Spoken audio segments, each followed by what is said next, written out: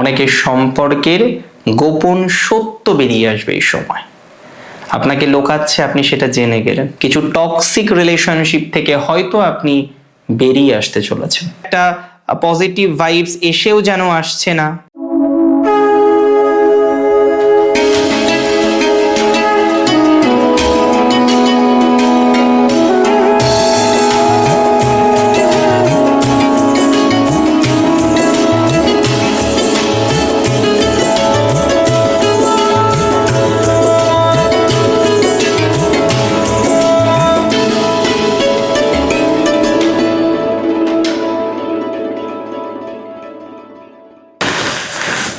নমস্কার, জয় শ্রী গণেশ।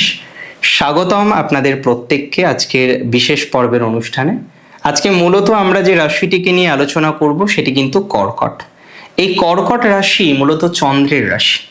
চন্দ্রের রাশি কর্কটের শুক্রের প্রভাব আপনারা বুঝতেই পাচ্ছেন। দেখুন, কর্কট এমন একটি রাশি না, এরা মানুষের জন্য অনেক কিছু করতে পারে এবং হাসতে হাসতে করতে পারে। আমি অবাক হই বহুবার। এবং কর্কটের মধ্যে না সেই এমন কিছু উদাহরণ আপনি পাবেন, আপনার মনে হবে যে সত্যি এরকম একজন যদি আমার থাকতো। কর্কটের মধ্যে দেখেছি সেই কেয়ারিং করার ক্ষমতাটা বরাবরই কর্কটের অনেক বেশি। আর স্যাক্রিফাইস কর্কট প্রচুর করতে পারে। একটা মানুষের সাথে মিশে যেতে পারে, তার কোথায় অসুবিধা হচ্ছে, তার কোথায় ডিস্টারবেন্স হচ্ছে, সমস্ত কিছু কর্কটের যেন নক্ষ দর্পণে। দেখুন, কর্কট রাশির জাতক জাতিকাদের ক্ষেত্রে একটা কথা আমি বলে দিই, আপনাদের শুক্র হচ্ছে একাদশপতি। একাদশ মানে কি জানেন? সফলতা ভাবের অধিপতি। এবং চতুর্থপতি, চতুর্থ হলো সুখ, চতুর্থ হলো মা, চতুর্থ হলো বাড়ি। আমরা মায়ের কাছে সুখী, আমরা বাড়িতে সুখী। আপনি 5 তারা 7 তারা হোটেলে গিয়ে থাকতেই পারেন, শান্তিতেও হয়তো ঘুমাতে পারেন, সুখও হয়তো কিছুটা পাবেন, বাট যে শান্তি আপনি আপনার বাড়িতে পাবেন সেটা 5 তারা হোটেলে কোথায় বা 7 তারা হোটেলে কোথায়? শুক্র প্রবেশ করবে 6 তারিখ, 6ই ফেব্রুয়ারি 2026। শুক্র প্রবেশ করতে চলেছে যে রাশিটিতে, রাশিটি নিশ্চিতভাবেই সেটি হলো কুম্ভ। কুম্ভ রাশি অর্থাৎ অ্যাকোয়ারিয়াস সাইন। সেখানে ভিনাস থাকবেন প্রায় 2 মাস, 2 মার্চ 2026 পর্যন্ত এখানে ভিনাস থাকবেন। দেন ভিনাস কিন্তু তার রাশি পরিবর্তন করবেন, পাইসেসে যাবেন, এক্সাল্টেড হবেন। এখন একটা কথা বুঝুন, আজকে কর্কট রাশির ঠিক অষ্টমে শুক্রের অবস্থান, এটা কি আদৌ ভালো না? এটা থেকে ভয়ঙ্কর কিছু নেগেটিভিটি আপনার জীবনচক্রে আসতে পারে। আজকে সেটি নিয়ে আমরা জানার চেষ্টা করব, সেটি নিয়ে আমরা আজকে বোঝার চেষ্টা করব। দেখুন, একদম সিম্পল ভাবে বুঝুন, শুক্র হলো সুখ, শুক্র হলো আমাদের আনন্দ, আমাদের ফুর্তি, আমাদের লাক্সারি, আরাম আয়েশ, ভালোবাসা, প্রেম।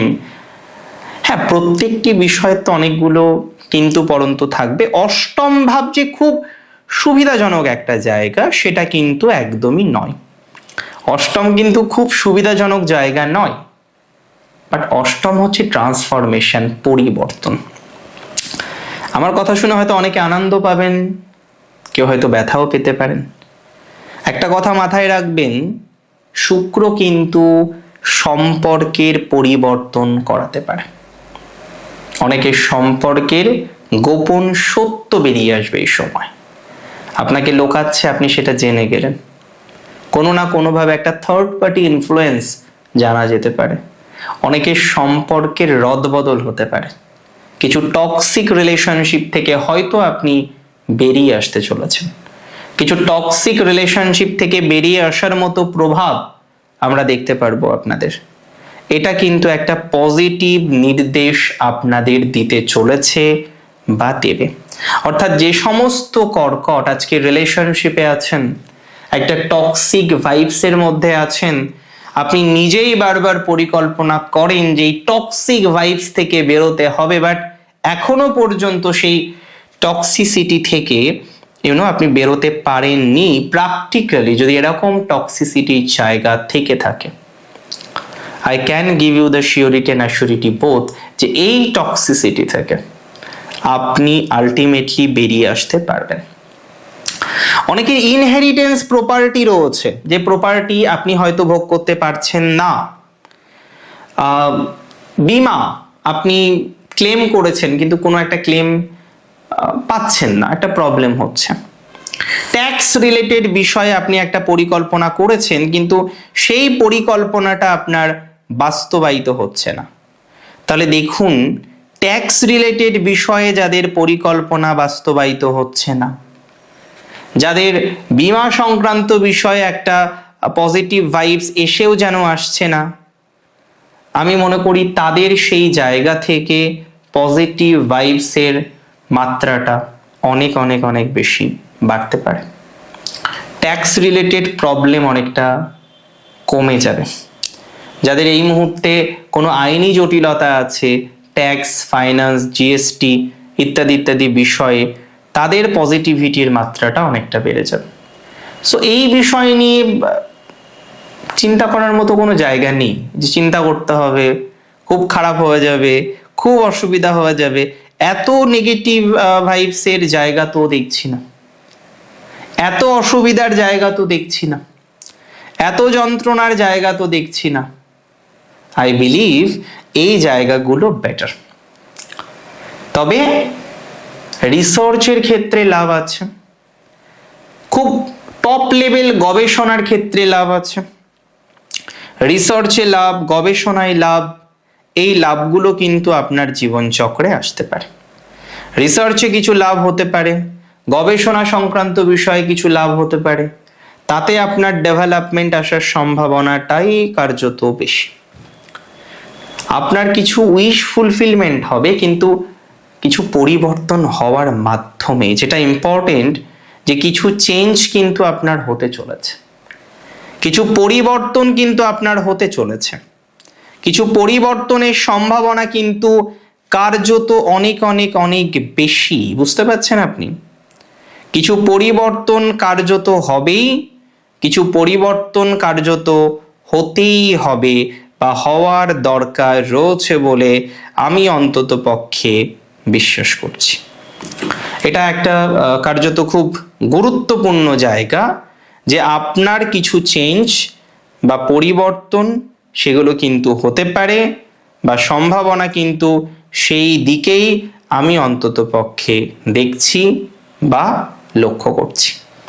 আর একটা কথা আমি আপনাদের বলে দিই, যে সমস্ত জাতক বা জাতিকারা কনফিউজড, টেন্সড, প্রচণ্ড পরিমাণে টেন্সড, প্রচণ্ড পরিমাণে চিন্তার মধ্যে রয়েছেন আপনার স্বপ্ন নিয়ে, আপনার রিসার্চ নিয়ে, আপনি একটা রিসার্চ করছেন কিন্তু সেই জায়গাটায় ভালো সাকসেস পাচ্ছেন না, এটা নিশ্চিতভাবেই পজিটিভ দিকে আপনাকে নিয়ে যাবে।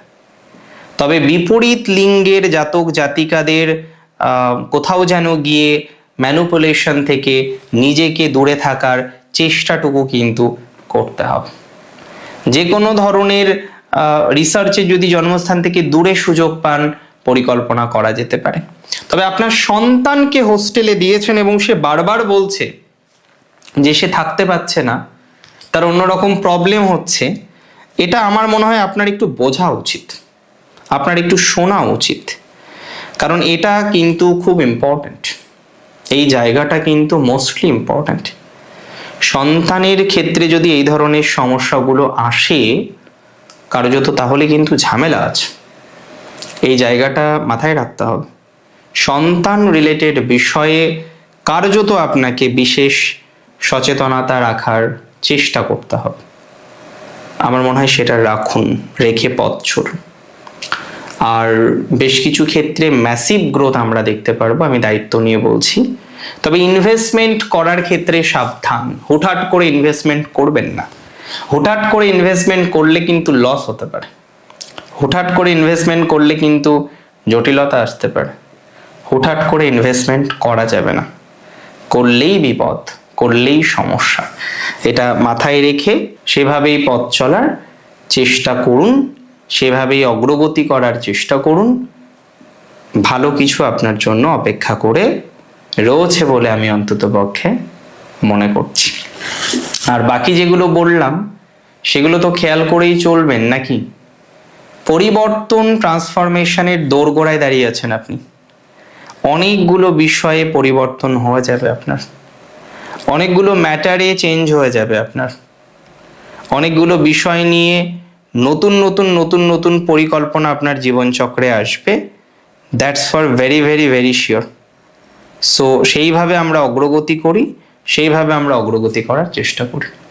অনেক ভালো থাকুন আপনারা প্রত্যেকে, সুস্থ থাকুন, স্বাভাবিক থাকুন। শেষ করছি এখানে। জয় শ্রী গণেশ।